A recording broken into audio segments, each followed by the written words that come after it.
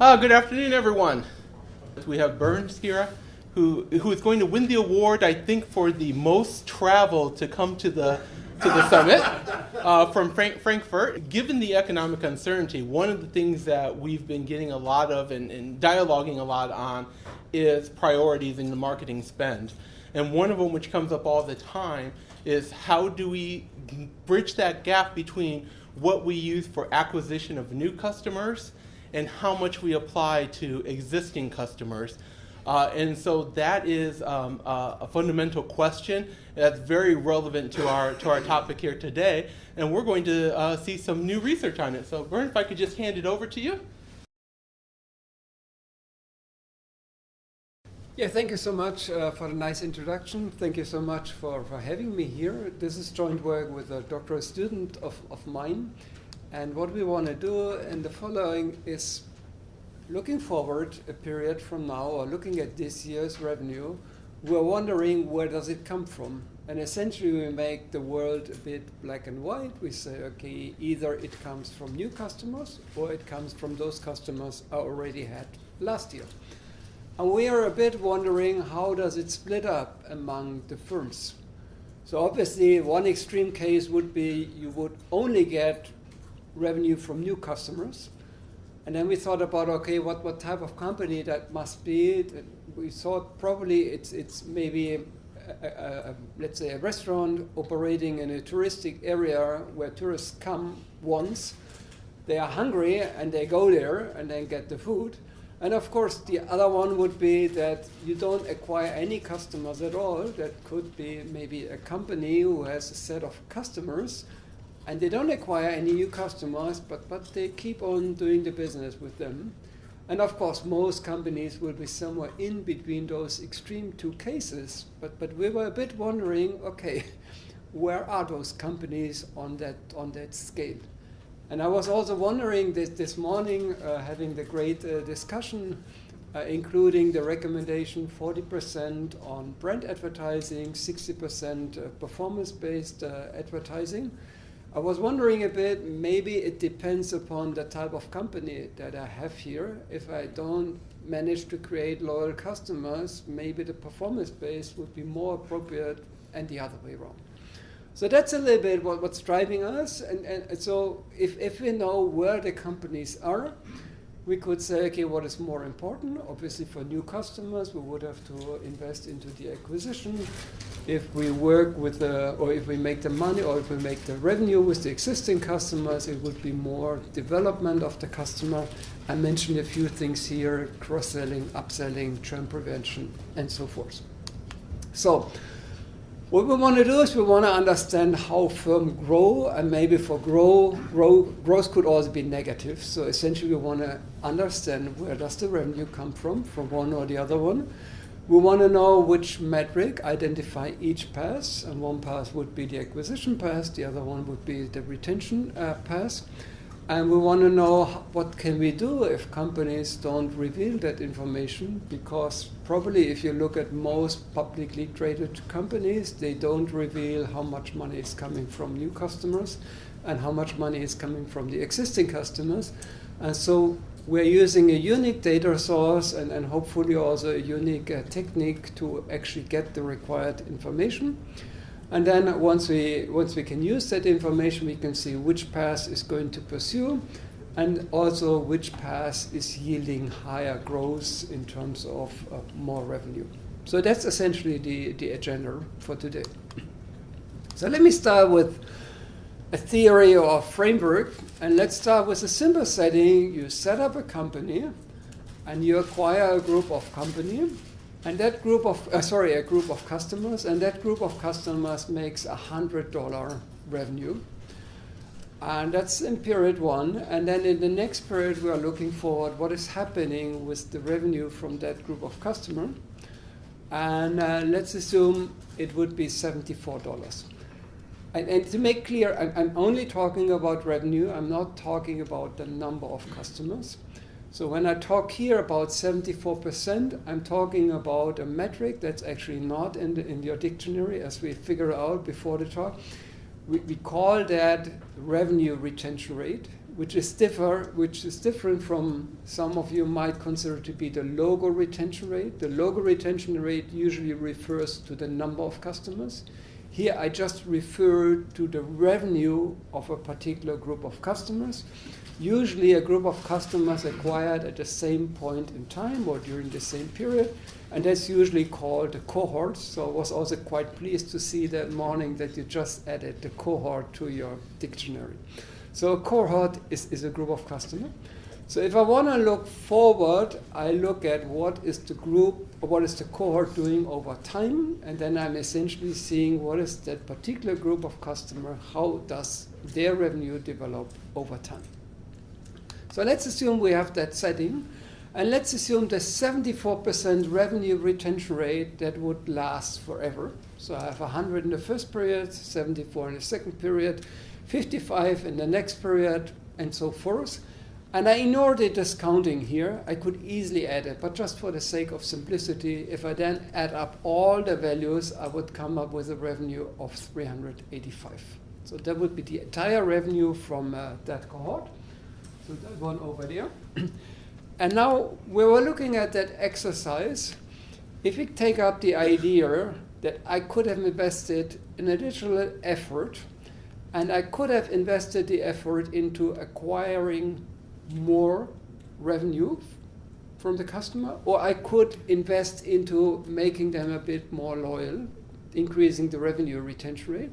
And we assume here, for the sake of simplicity, both actions would require the same amount of effort. And the question is it better to increase the acquisition by 20%, or is it better to increase the revenue retention rate by 20%? Any guess what's better? Retention. So everyone agrees retention is always better? No. Okay, let's see. Okay, the first exercise, very simple. We increase the acquisition by 20%. So instead of acquiring 100, we acquire 120. And then, of course, the 74% is now from the 120 and so forth. So what do we end up with? A 462. And that's essentially just 20% more than what we just had, which, of course, to some extent is obvious because, I mean, we started with 20% more, so we should also end up with 20% more. So that's the one case. And the other one is where I increase the 74% retention rate by 20%. That adds up to 89%. And that, of course, lasts on from one period to the next one to the next one. So if we do the math, we would end up with 893. And if we come up to the table over here, your prediction was perfect. So obviously moving down here. So here we have a 20%, here we have a 132% increase. And if we do the combination of both, we get even a little bit more. But let's not focus too much on the interaction of the two of them. So your guess was right. And now let me slightly change the setting. We have a company who starts with a revenue retention rate that's much lower. So again, you still get the 100 at the beginning, $100, but now you just have a 20% revenue retention rate. If I now have again the 20% gain, so I increase either acquisition from 100 to 120, or I increase the 20% to a 24%, which one is now better? You already mentioned it a bit, that it's not always the retention. So if you see that one over here, so it could actually also be less over here, so just the 5.6%. And the intuition behind it is very simple. If essentially no customer or very few revenue from the existing customers remains, even if you have some improvements there, it's almost gone very quickly, so the effect is not so large. So what I just want to outline, obviously there's also a break-even revenue retention rate, but it's not straightforward to say the one is always better than the other. So that's the idea here, sorry. And then we look at a case that's actually sometimes happening with software as a service companies, and of course others as well, but for software as a service, if you have a revenue retention rate that is above 100%, and that's also something that obviously differs from the logo retention rate. If you come up with a number of customers, that can only shrink. You can't increase it because you're starting in a cohort. But with the revenue retention rate, you can actually increase the revenue from customers. And probably some of you recognize if you're running a team for example, in my case, for a Dropbox account, I mean, you have to add team members and they need to get bigger subscription plans because you're sharing more and more files. So I had to spend way more money on Dropbox today than I had to do a few years back. And so the revenue retention rate can actually grow. And if you look at some of those software as a service companies, actually for the period you observe, the revenue retention rate is actually growing, meaning it's above 100%. And now if you think about what is happening there, if you have, for example, at 110% revenue retention rate, you start with 100, you move on to 110, then 121, and so forth. So essentially that grows till infinity. And now you might say, okay, we have to do a discounting. That's fair, but if the discount rate is lower than what is above the 100%, then still this grows up till infinity, and that might explain some of the valuations of those software as a service companies. So we can easily come up with the setting that a company could grow forever, which of course is not the case, but quite often if you look at the revenue retention rates that you observe, for the point in time we are here, they continue growing, so there must be a point in the future where they shrink. Okay, so now the question is which metric identifies which path to pursue. And what I do here, I start to introduce those cohorts.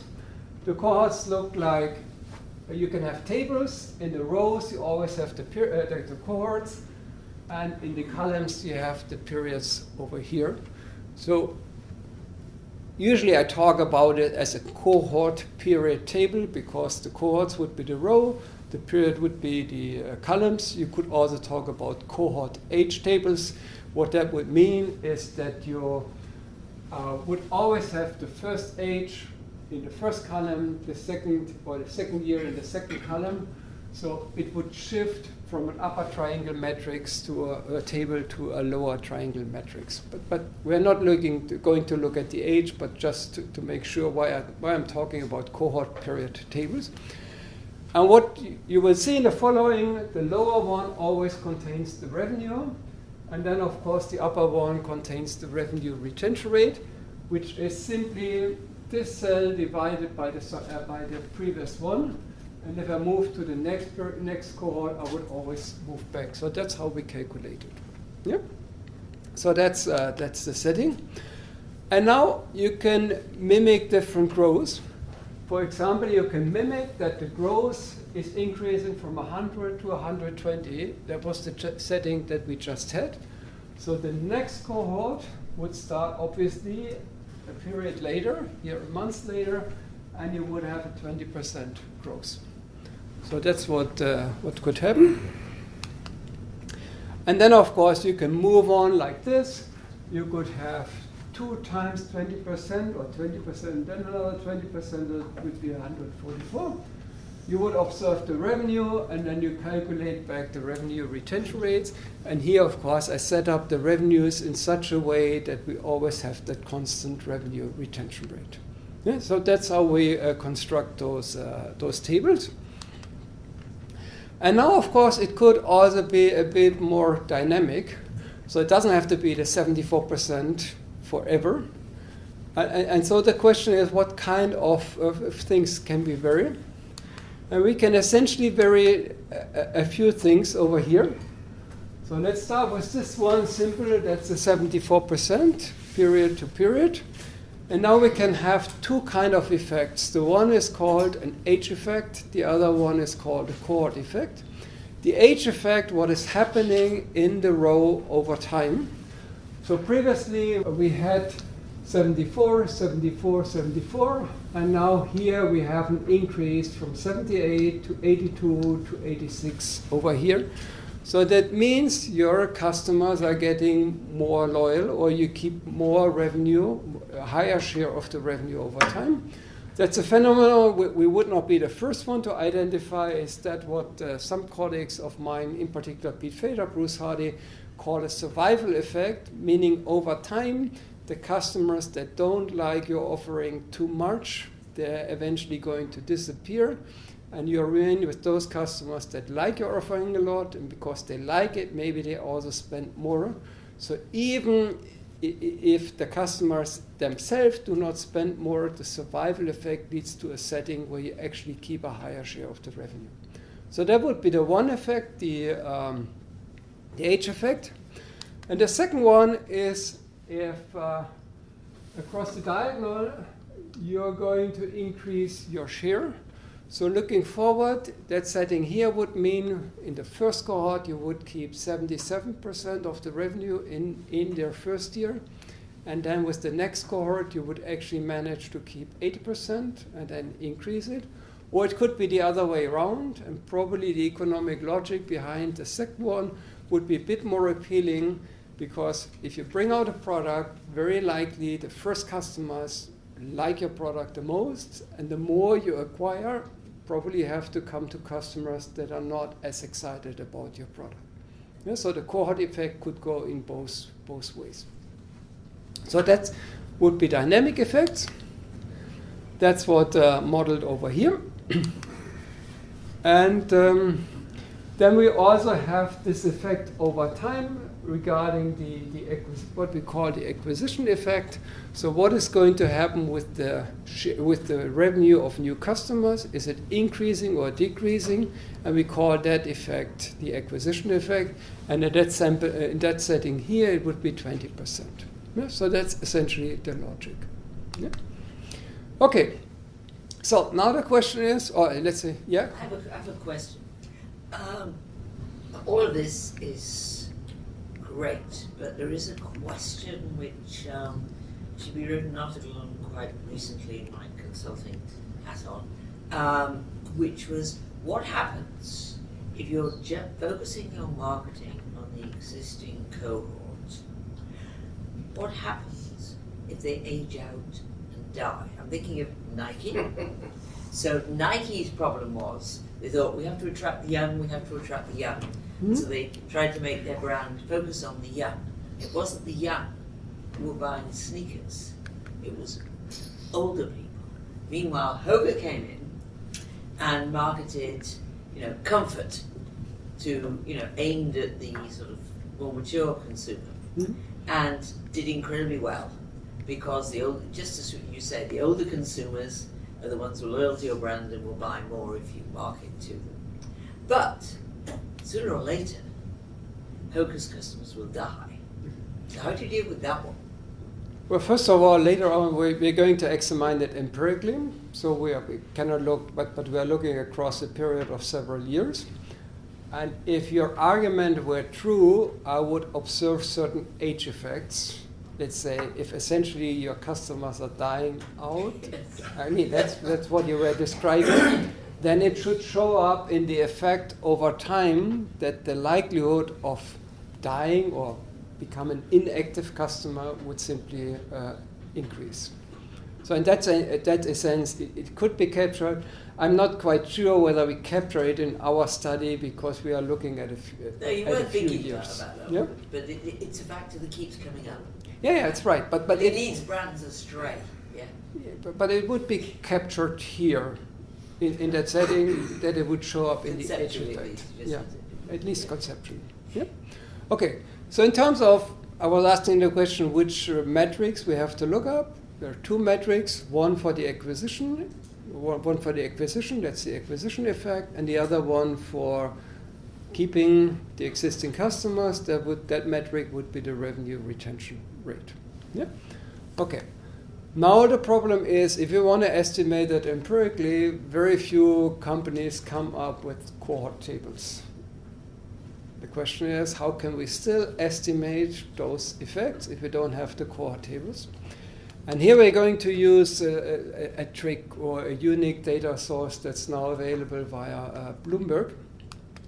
So what do? Essentially, there are a few companies out there that distinguish into the revenue between the new and the existing customers.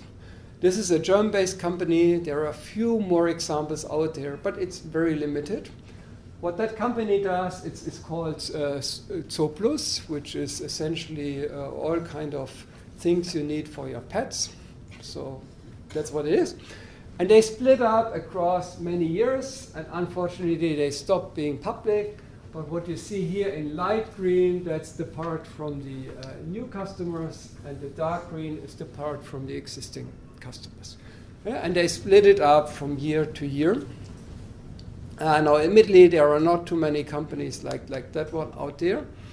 But if we had it, and I show you the data source in a second, then of course we could create those tables over here.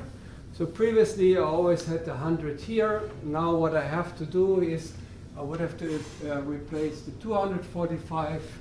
That would be this one here. The next one, the 319, that would be this cell here, and so forth. So that would be the easy part. The more complicated part is what I do with the remaining cells. And the trick here is quite simple. We have a certain structure how that one develops. So I first showed it's 74%, 74%, 74%. And then I said, okay, maybe we have an age effect, maybe we have a cohort effect. But the trick is, behind that cell is always the same formula. And what is given here, in this one here, the dark green, is essentially the sum across those cells over here in a column. And then what I'm going to model is quite simple. That I say, okay, I know the retained revenue. This is the dark green part over here. And I know this one here is a result from the first cell, and this one here is a result from the next two cells, and this one here is from those three cells over here. I have a certain structure behind all those cells, and then I can simply derive the optimal parameters. An optimal mean that the difference between this sum here and the one that I derive is as small as possible. So that's the mathematical trick behind it, and that's how I estimate the whole function. Yeah, and it now comes a lot of math, but hopefully the intuition is clear how that could work. Clear or not? Okay.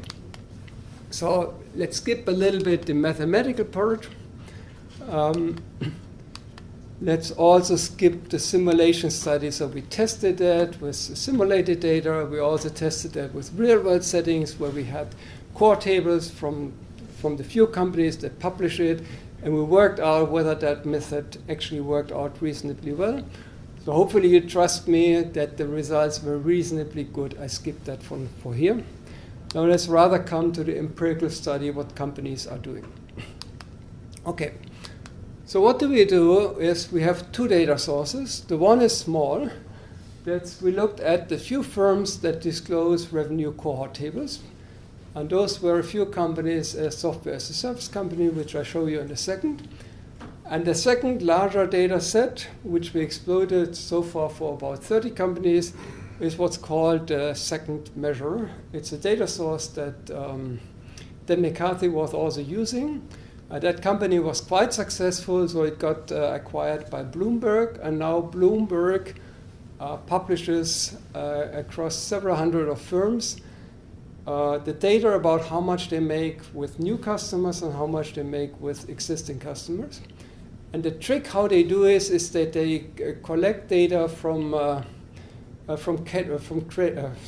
payment providers for credit cards. And so if, let's say, you go to McDonald's, your credit card was never observed before, you would be counted as a new customer. And if your credit card was observed before, you would essentially be an existing customer. So that's roughly speaking the trick. And they have roughly a 4% sample of all the sales, so it's a fairly large data set. And we use that information to first estimate the revenue cohort tables, then our effects, and then split up the revenue into the 2 parts. So that's roughly speaking the idea. So those are the companies. As I mentioned, software as a service over here. That's actually firm reports, the full table. And then we looked here at 3 different industries. So we picked all the companies in those 3 industries. So this cable and satellite, online subscription, and online marketplace. And yeah, as I mentioned, we have roughly 4% of the reported firm revenue in our sample. Yeah? Okay. So what we do is we have that split up from Bloomberg or second measure into existing revenue and new revenue. Then we use our trick to derive the revenue retention rates. We estimate the dynamic models with a baseline, the cohort effect, and the age effect. And now what we do is we look at the average revenue retention rate across our firms. And what we can see over here is we took the first period, that was 2017. So you can see quite a bit of heterogeneity. So some companies growing fast, other companies hardly making any revenue from existing customers. The average is 87%. And if we look at the last observation period, the average revenue retention rate slightly decreased over time by 4 percentage points, with a lot of heterogeneity. Yeah? You also have companies having an average retention rate above 100%. So that would be the case where it grows forever, which of course cannot be the case. But for what we observe a revenue retention rate above 100%. Okay, for the acquisition effect, that was the effect, how does the revenue from the acquired customers grow from year to year? We can see a 10% increase in the acquisition effect. Yeah? Okay. Then what did we do is we split it up, and maybe I should say for the results, those are brand new. For the other thoughts, we already worked on that one for a while. Those results are all not double-checked, but hopefully they point into the right direction. So what we did is we split up into 2 effects. We split up into an acquisition effect where we actually had growth in terms of the revenue of the new customers over time. And below 0 means you still got new customers, but not as many as in the previous period. So this is the one effect. And what we mean with high base and the low base effect is essentially what I showed you was the 74%, and then we added 2 effects on top of that. But we show you this, essentially the base effect before adding the cohort and the age effect. And also for the base effect, we looked at, is it above 100%? That would mean I grow till infinity, in quotation mark, and below 100%. And what you can see over here, we have obviously less than 50% of companies with base effect that's above 100%. And we have, but we have more than half of the companies having a positive acquisition effect. And obviously the best case is a positive acquisition effect and a high base effect. So there would be 10 out of our 37 companies. And the worst setting is the one down here, and then the other one distributes over here. So we see a lot of heterogeneity across all the firms. Yeah? Okay, then let's look at a slightly different setting. Let's look whether let's look again here at the base effect, this one being very high, this one being low. And let's look whether I can further develop the RRR, the revenue retention rate, or not. And what we did is we observed whether the next period's revenue retention rate, whether that increased or decreased or not. And now, of course, that would have been the best setting. So you start with a very high revenue retention rate, and you could grow it even further. Obviously, that's the best for you. And here you can see we only had 2 firms doing that out of the 37. And here's the negative effect. So you start very low, and then you also develop negatively. So that's also not happening too often. But the other two cases, you start low, you increase, or you start high, and then you decrease. Those happen about equally frequently. And now if you want to know what are those firms that we estimated, so those are the firms from the online subscription area. That would be the base effect, so the starting effect. The age effect here measures what is happening in the rows over time. How does the revenue retention rate develop? So if you have a negative effect, then the revenue retention rate is going down by the particular number that we have here. That would be this one here. The cohort effect is what is going to happen from one cohort to the next one. If it's positive, then the revenue retention rate is increasing. And the acquisition effect measures how strongly the revenue of the new customers is growing. Yep. And you can also see, as I mentioned, the firms here. Just to document it, for the online marketplaces, we have the similar structure. Don't want to go through all the results, but that you get a feeling for what are the firms behind it. And the cable and satellite business is also equally structured over here. And regarding your question, is we roughly cover 8 years, and this one was also 8 years. So, yeah, more or less 8 years. Okay, those are the SaaS firms, and I already mentioned it. For the SaaS firms, quite often you had a base effect that's relatively high. So for example, for Slack, we had a base effect being 194. So that means that essentially the revenue from the existing customers is going to double, at least in the first year, and then move on.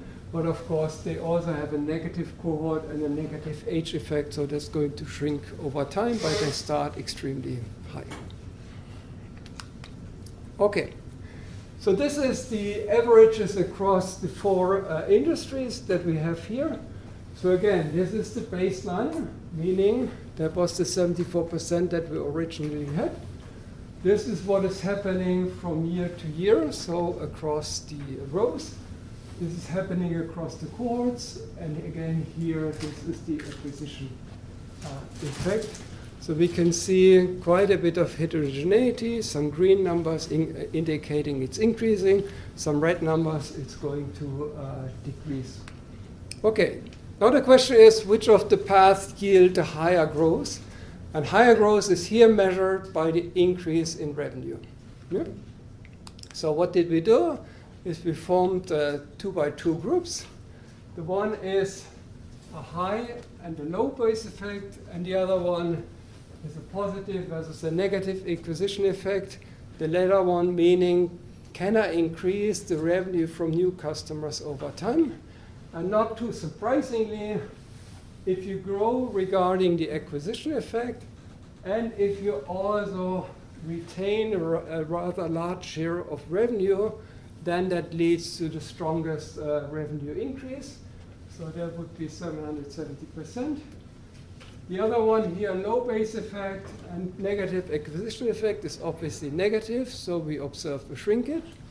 If we compare the two things where we trade off, either focusing on acquisition or focusing on retention, this one here would mean we focus more on retention, less on acquisition. This one would mean more on acquisition, less on retention. And this case here seems to lead to a stronger revenue growth of the customers. Yeah. Okay, and some of you might think about, okay, why do we have to be so complicated? Why not simply calculate the share of the retained revenue, and we are done with that one? And that's what we try to do here. So the share of retained revenue, or the share of revenue from new customers, obviously the sum is 100%. So it's either the one or the other. And obviously, that one was the best case.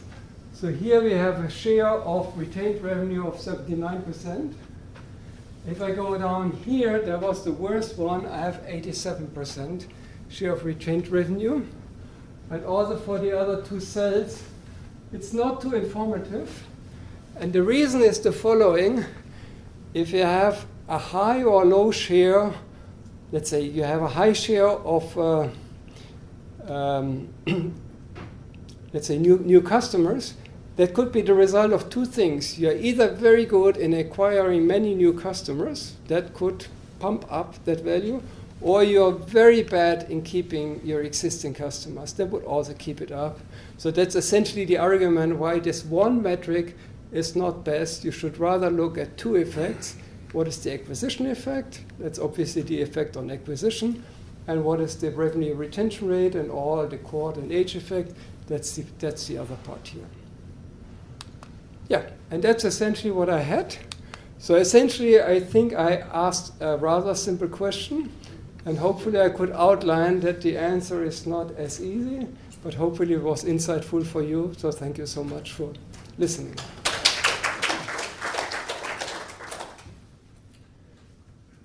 You have some questions? Yeah, no, I was just wondering, I mean, this is fascinating.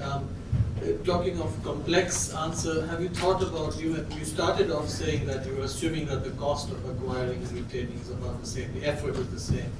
Are you planning to incorporate the difference in the acquisition versus retention cost in this study as well? Probably we don't have the answer on that one, and I was also reluctant doing so for the following reason. Of course, if you talk about acquiring new customers or keeping existing customers, you would probably always say it's probably cheaper to keep the existing one than to acquire a new one. But what you instantly start to do, instead of thinking about revenue, you come up with the cost, and you kill that argument. So we forced ourselves to not come up with the cost argument over here, so that, and in a sense, we measure revenue growth, or we measure growth by revenue and not by profit. So maybe what we could also do is that we also could look at some kind of financial metric. So right now, the growth metric is a relatively simple one. Yeah, but as I mentioned, I didn't want to move instantly to the cost side. I think you had a question? I did. I mean, having worked in telecom, there's also sort of the quality of the acquisition, which has an impact on the ability to retain, right? Because as we keep cutting price, the quality of the acquisition is poor.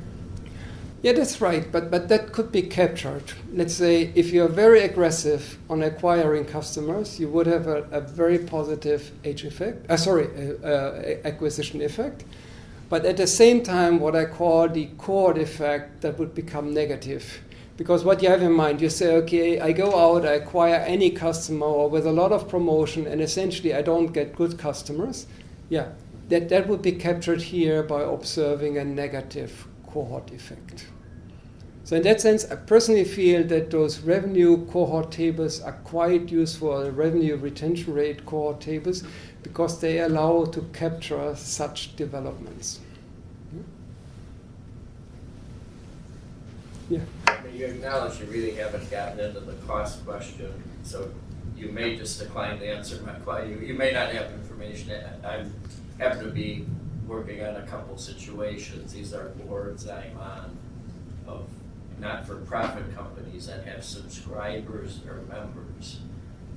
And one of the things we struggle with from a retention cost and recruitment cost perspective is that they're kind of the same thing. In other words, certain costs you incur will not only help retain members, but they'll also help you acquire. And then, so you're kind of in the dilemma of, well, which is it? Sure. But I mean, I agree. Let's say if you invest into branding, hopefully that helps you acquiring customers, and hopefully that also helps you to retain customers. Yeah. But what is the conclusion from not being able to perfectly split up the cost? First of all, I mean, I try to ignore the cost. No, it's interesting because then you even try to do it because you seem to be kind of. Yeah, I mean, that's usually the problem that you have. I mean, I did work on evaluating customers, evaluating firms based upon the customer base. So you estimate a customer lifetime value, you need to estimate acquisition costs and so forth. So that's getting a bit more tricky. I think the beauty with those tables is that you could stick with revenue and that you are able to observe such developments and similar things. And I also think you could also make marketing a bit more accountable, because you could see, okay, how does the revenue develop? And let's say if you have costs that, or if you have investments that go into the acquisition effect and go into, let's say, an age effect or positive cohort effect, I think that would show up here. So I agree with you, there are limits, but I think at least to some extent they could be observed here. And of course, this one is only describing what is happening. It's not making a normative conclusion in terms of what you should do, but probably that should be the foundation to take the next step that would move towards what you should do. Similar to what, I'm not about the cost, but on the board of a regional newspaper, and we have a member model. We don't, it's free. We just did a long-term, cohort analysis and found that the biggest drop-off was year 2. That, once the cohorts stayed past year 2, the retention rate was really, really good. And we've been struggling a little bit with, well, why is that? I mean, what is it about you've acquired a new member, and then that very first next year, we get a big drop off in the cohort? Well, I don't know your setting. I only know the setting in Germany reasonably well, and we quite often have a setting such as either you have a commitment to stay for 12 months, or you get a lower price for the first 12 months, and then the subscription price is increasing. But that of course would show up nicely here, because you would observe, if you look at months, after months 12 or 13, something is happening. If you look at yearly, at years, you would observe it 1 year later. So in that sense, the problem that you face, that you describe, at least would show up in that cohort tables. Yeah, I guess what I'm saying is that it feels counterintuitive to lose so many in the second year and essentially hold on to the majority of the cohort for years after. Well, so in my 2 situations, we see the same thing, and one of the theories is that people are opting into the good or service, and once they use it for a year, they sort of say, I didn't like it as much as I thought I would. Or if it's like a club membership or it's something you have to attend, boy, I just didn't go that often, And then, but people who do get involved, then it becomes a habit, and you retain them. Yep. Okay. Thanks. Tom? I really like this analysis, because you're just doing a small number of firms here, but can anyone get a hold of this data from Bloomberg? Sort of. Yeah, they have more data, so I insisted on focusing on first analyzing a few firms instead of scaling up. And I mentioned you have to take the results with be a bit careful, because it's not double and 3 times checked, so they might change. Yeah. But of course, we could also scale it up. That should be feasible. I'm just saying, for other people who want to use this, that if you could find your competitors or people who are in similar industries, you could benchmark your own company and see how well you're doing with these 2 things, and then worry about the costs then. Because right now, we just look at the lump, right? How's the lump doing? Lump's doing good, right? No one's saying what's in the lump. And if we can break it down, what our lump is breaking up over the last couple of years, and how our competitors are doing, it will show that exact problem, that maybe we said, go out and get me a bunch of people, and then by year 3, we're getting a whole bunch of people who are awful, right? They're just going away.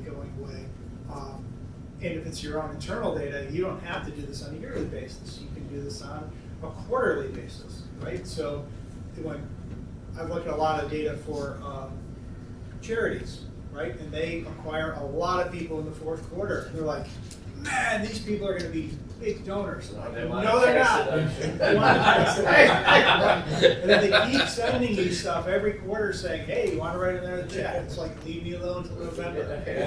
I'm meeting with my accountant.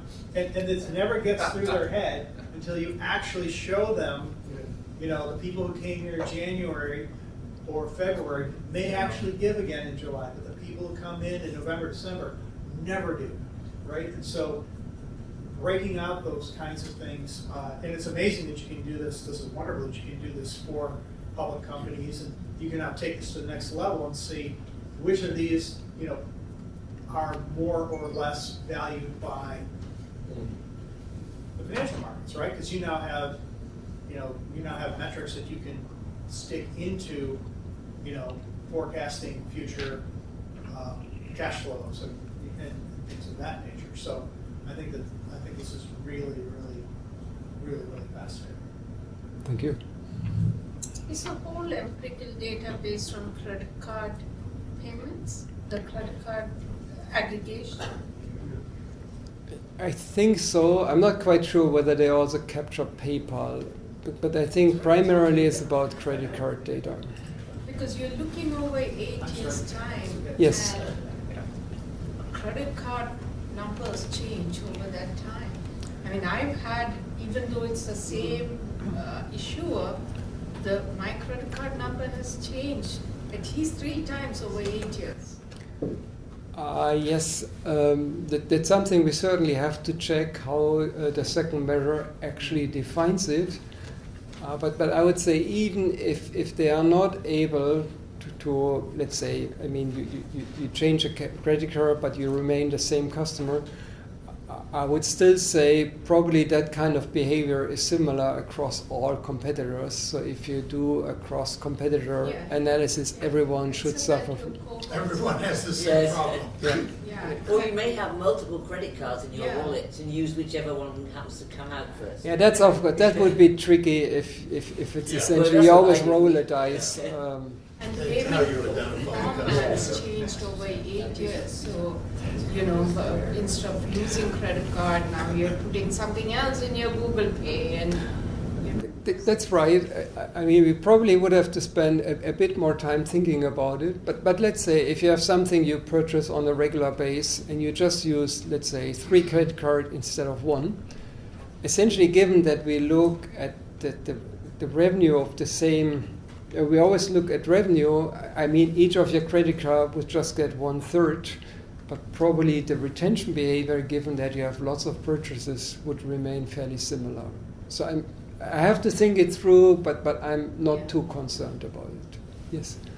I think I could help with that question. So the credit card, when it comes to tracking a cohort, the credit card number may change, but the knowledge of everything you have purchased, where you've been, that's all stored and accessible. So from a marketing standpoint, if I'm trying to target someone based on their shopping history, this gets a little bit big brother. I know what you have bought. It doesn't matter what your credit card number is based on where you've geographically been, what else you purchased. So that kind of transcends is the true. numbers, and it's That is scary true, how well. except the issue here is whether you're counted as a retained customer Right. or a new customer. That is the Yes. tricky part. And that's the methodological part, so if Yeah. it's just how the person's recruited, and if they're, and how the number plays into it. Yeah. So would having your own panel help to do this kind of analysis? You mean as a company? Yeah. I mean, as a company, you would have the internal data, so you could use that one. And then the question is what you can get from your competitors. I'm not quite sure whether it would make sense to set up your own panel as a company. Well, it could. So Visa, for example, has a payment panel, and they're recording all the payments that customer make, not just with Visa, but with Amex or Discover. Yeah. So in a format like that, the issue that we were talking about, they know that even though the number changed, the person is the same. So it does help to control, but there aren't too many of those data sets that exist in the market. So it's not an easily solvable problem. But in that ideal world, yes, you can exactly say who was retained, who was new. Those data sets are available with current technology. The largest data set holders of purchase data are Walmart and Amazon. There's a company called InMarket that's number 3.